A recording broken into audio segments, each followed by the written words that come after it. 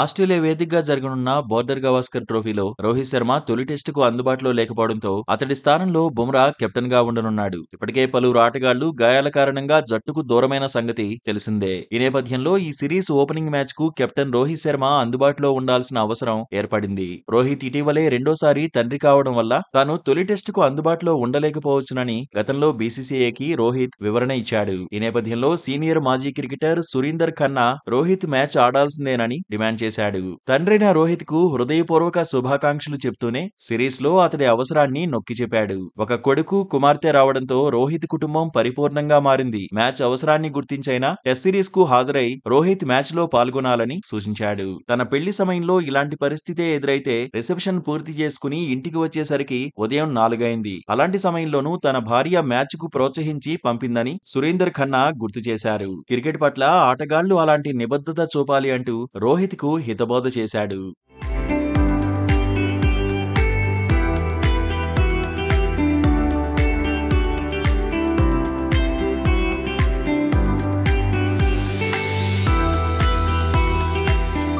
ఆస్ట్రేలియాతో తలపడేందుకు భారత్ సిద్ధమవుతున్న వేళ New Zealand series లో ఎదురైన అనుభవాలు కలవరపెడుతున్నాయి. వాంఖడే స్టేడియంలో జరిగిన చివరి టెస్ట్ లో మూడో రోజు 25 పరుగుల తేడాతో ఓడిపోయిన భారత జట్టును కివీస్ 3-0తో క్లీన్ స్వీప్ చేసింది. 2000వ సంవత్సరం తర్వాత స్వదేశంలో జరిగిన టెస్ట్ సిరీస్ లో భారత జట్టు మొదటిసారి ఓటమిని చవిచూసింది.